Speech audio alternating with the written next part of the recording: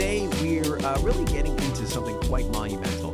It's the upcoming PBS documentary, The American Revolution, from, the legendary Ken Burns. Yeah. And our insights today, they're coming mainly from this really powerful talk Burns gave not long ago. It was at the Reagan Library. He was there with his co-director, Sarah Botstein, and also Christopher Brown, who's a historian at Columbia University.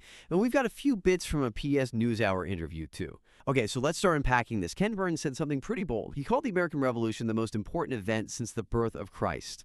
But then, almost in the same breath, he says it's been smothered with the barnacles of sentimentality and nostalgia. That sounds like a contradiction. What's going on there? It really is a striking juxtaposition, isn't it? Yeah. Well, I think Burns is suggesting that many of us just haven't really grappled with the revolution's reality. It's violent, complicated, and deeply human reality, as he puts it. He makes this point about the lack of visuals. Unlike the Civil War or the World Wars, there are no photos, no newsreels. Right, nothing immediate like that. Exactly. And because we lack those visceral images, it can feel less real, almost distant. It gets kind of boiled down to like powdered wigs and breeches. Yeah. And that loses the raw human part of it in our memory. That really drives home how much has been maybe glossed over or romanticized. And it's not just about how we see it, is it? Burns is arguing the revolution itself was, way more complex than just a fight for independence. Well, absolutely. Much more multifaceted. So how does he broaden that understanding? What was its real scope? He really reframes it quite fundamentally. So the documentary presents it, first off, as a war of conquest, which, isn't the usual angle. Mm-hmm. But maybe even more profoundly, he stresses it was a civil war. He uses that phrase, neighbor against neighbor, father against son, really stark. Wow. And he gives this incredibly poignant example of a loyalist named John Peters. During a battle, he was actually bayoneted by someone who had been his friend since boyhood. Oh, that's brutal. It is. And then if you zoom out further, Burns shows it was also a global war. Its impact stretched across millions, way beyond just North America. We're talking from like the Green Mountains in Vermont all the way to the Iberian Peninsula. Real? Yeah, and from South Carolina swamps deep into Indian country, it was vast. And the human cost? It was just staggering. 3 million Americans involved. That includes 500,000 enslaved or free Black people. Their suffering, proportionally, Burns argues, was on the scale of the Civil War. That is a staggering point. It really forces you to confront the sheer human toll beyond the typical narrative. Mm-hmm. So what impact should that revised understanding, especially regarding marginalized groups, have on how we think about this event today? Well, it completely changes the moral landscape, doesn't it? When you absorb that fact that the suffering, particularly for enslaved and free Black populations, was comparable to the Civil War, well, it deepens the contradictions right at the heart of the revolution. Right. It really challenges us. We have to look beyond these simple stories of heroism. We have to acknowledge the immense price paid by everyone involved and by those whose freedom was, put off.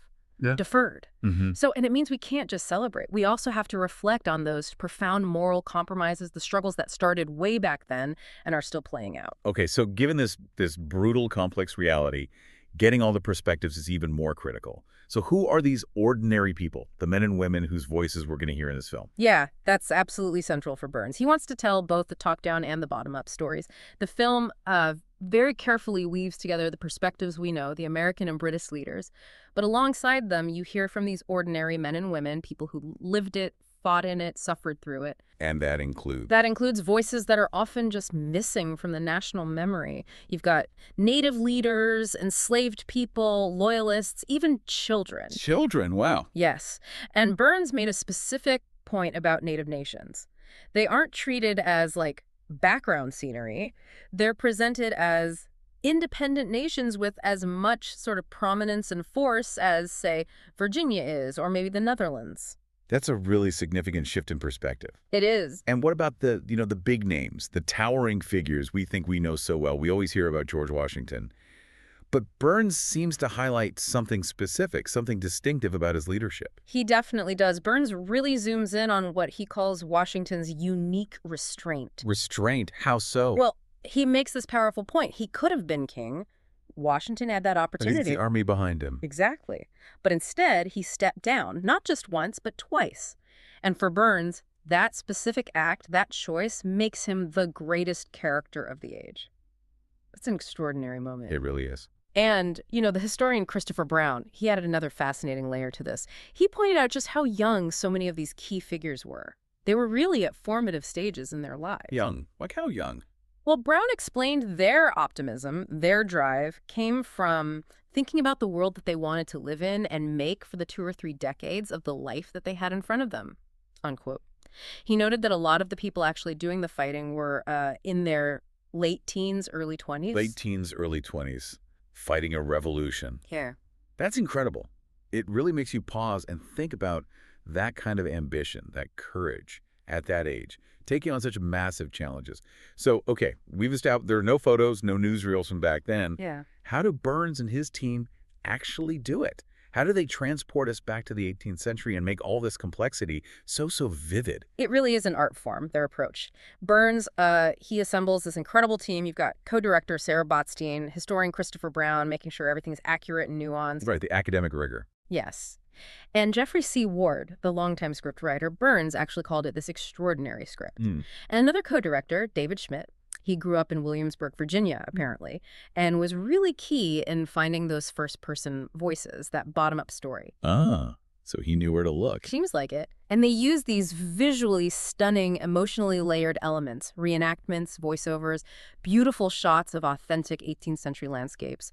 But a lot of the power comes from connecting us through original letters and diaries. Ah, the actual words from the time. Exactly. Brought to life by exceptional voice acting. Fred Ryan, who's the director of the Center on Civility and Democracy, he was at the Reagan Library event. He praised what he called the poetry of the period. He said it has this capacity to transport back to the 18th century, even without all of the tools that we're used to having. So that event at the Reagan Library, it sounds like it was more than just a history preview. It was described as a civic summons. What themes did Burns really emphasize for us today, connecting the revolution to our current challenges? Oh, definitely. He delivered a really profoundly relevant message. It was about civility and unity. He strongly urged Americans to resist, binary thinking, black and white, this or that, and ideological rigidity. He said, human existence is the toleratum of contradictions. You can't have friends or children or a democracy without that, which is quite profound. That really hits home. Yeah. And he also had this very concise, very impactful call to action, put the U.S. back in the U.S. Simple, but powerful. Very. And he even brought in a quote from Kanasa, who's a native voice featured in the film. The advice was simply never fall out with one another. Yeah. You could tell it really resonated with the audience, given, the current moment. That is a powerful and incredibly timely message. But he didn't just stop at civility, did he? He also drew a direct line from the founders' ideals to something very immediate, a really pressing issue right now. The future of public broadcasting. How did he connect those? He certainly did connect them. He specifically talked about Congress's recent decision, it was July 17th, to revoke $1 billion in funding that had already been approved for the Corporation for Public Broadcasting, the CPB. $1 billion. Yeah. He described the reaction among his colleagues, people at PBS and places like that, as a bit of a state of shock and also sort of reeling at the short-sightedness of it all. Right, because CPB is crucial for local stations. Exactly. It distributes the federal funds to PBS and NPR stations all across the country. And Burns argued this funding cut disproportionately hits mostly rural communities or the ones already hardest hit economically. He really stressed that PBS is such an American institution, trusted by people across political divides, geographic divides, age groups. And the founder connection. Right. He tied this directly back to the founder's vision. Burns argued that the pursuit of happiness, as they intended it, wasn't about, consumerism or just getting stuff. Yeah. It was fundamentally linked to education. He said, we were creating citizens, not subjects. And the founders believed that education had to be part of it, and it had to be continuing education. Otherwise, you couldn't be virtuous. So cutting public broadcast and funding, for Burns, undermines that core principle. That's a really compelling case for, well, the role of public education and media in a functioning democracy. Yeah. Now, thinking ahead, we're rapidly approaching 2026, the U.S. 250th anniversary. How does Burns see this film fitting into that national moment? It's interesting timing, isn't it? He said it feels quite serendipitous, actually. Apparently, the documentary project started way before America 250, the semi-quincentennial, was really a big national conversation. Development began when President Obama still had 13 months left in office. Oh, so it's been in the works for a long time. Very long time. But its release now, he feels, is providential. His hope is that the film will encourage Americans to approach this huge milestone with greater depth and humility, to move beyond just, parades and pageantry. Right, something more substantial. Yeah, exactly. He's aiming for a conversation that, in his words, restores to us the sense of the possibilities of us cohering, coming together. Okay, so as we wrap up and we look to the past for lessons, what does all this mean for us today? Especially maybe for younger generations looking for inspiration.